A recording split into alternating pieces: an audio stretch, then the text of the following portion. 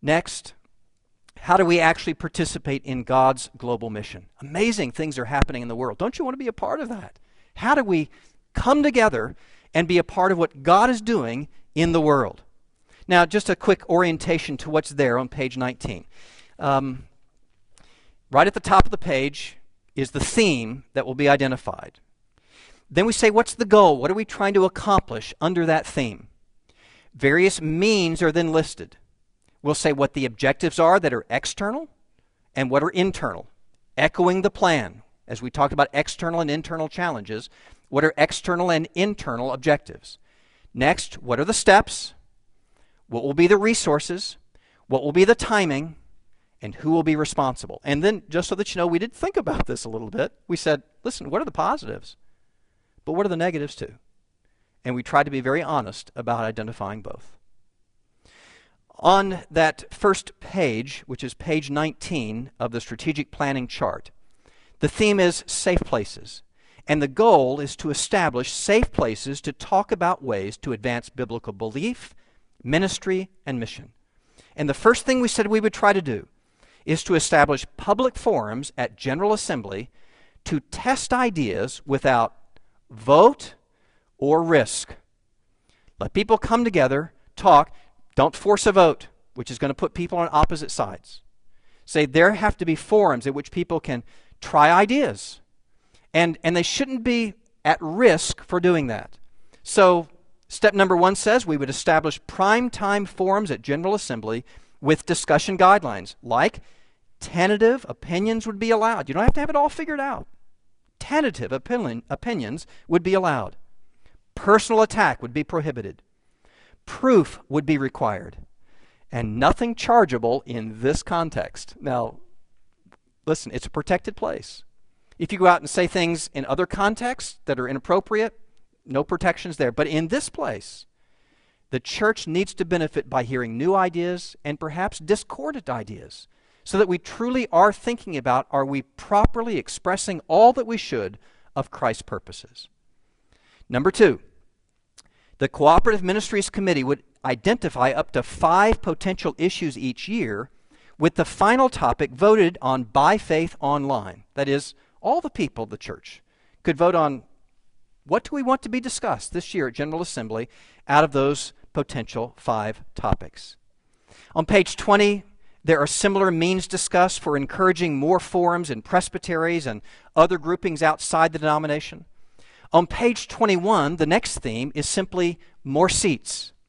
The goal is to have more seats at the table, especially for younger generation, women, ethnic leaders, and global church representatives.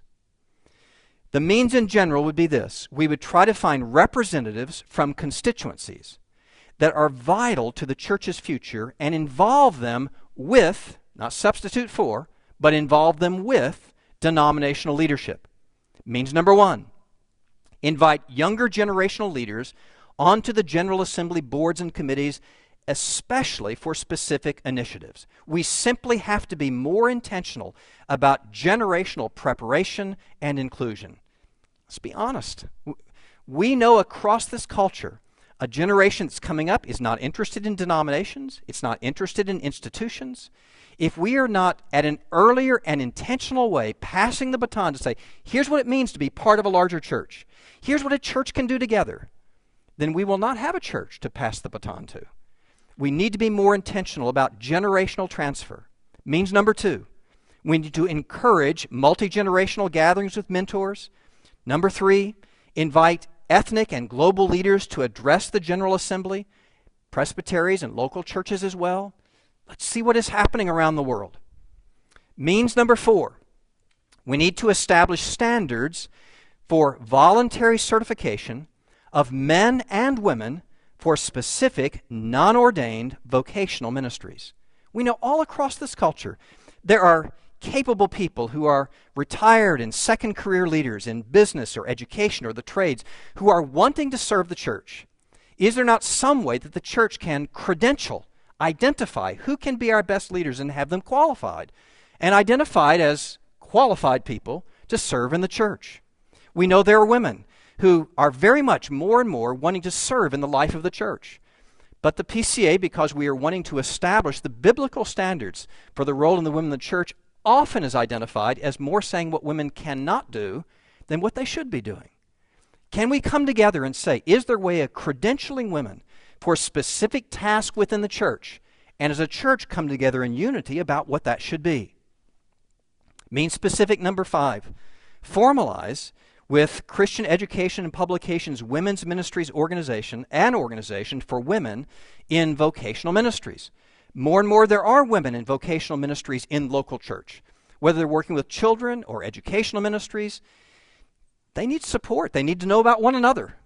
Can we not say that nationally we would be identifying organizationally how those women could come together for support and encouragement of their life in the local church?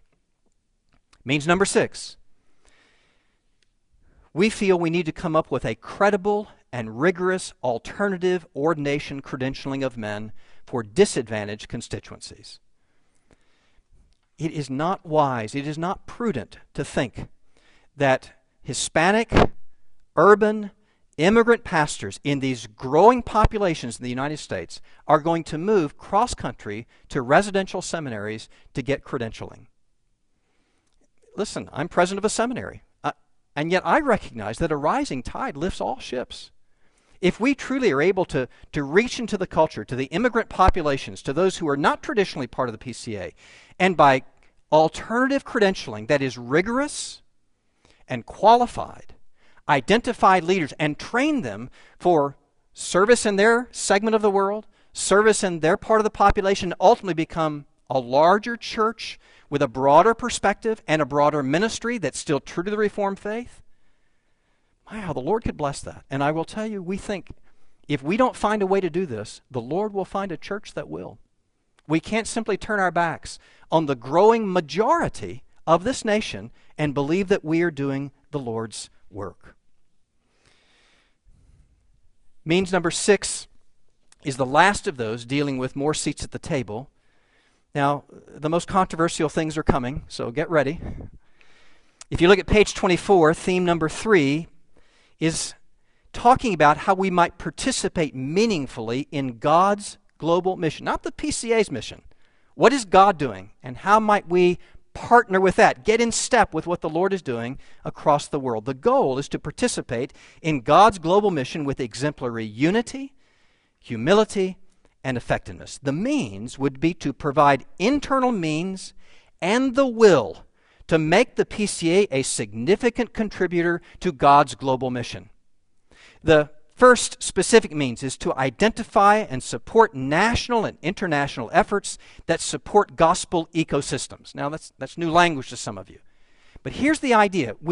We tend to separate in the church between those who are oriented towards spiritual transformation and those who are oriented toward cultural transformation. Can't we bring those things together and actually be very intentional about planting churches that are doing ministry that is transformative of the culture as a way of building the spiritual dynamic of that community for the further upbuilding of the church?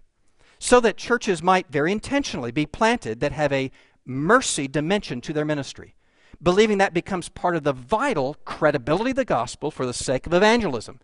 And the church becomes intentional about, as a denomination, we'll search for churches that can work in parts of the country, in parts of our society, where mercy is expressed as a form of evangelism, so the church itself is built up. Or perhaps it's a church that's very intentional about establishing schools, so that there could be a generation that understands the gospel and influences the community through its children being well-trained, and therefore the church itself is uplifted over time. We could multiply examples. Churches that have a particular arts and media outreach. Churches that have a particular university ministry. All so that the church is not operating in isolation from the culture, but is very intentional in transforming the culture so that as there is the growth of Christian ideas within that culture, the church itself is built up as well. A gospel ecosystem where everything is being transformed culturally as well as spiritually.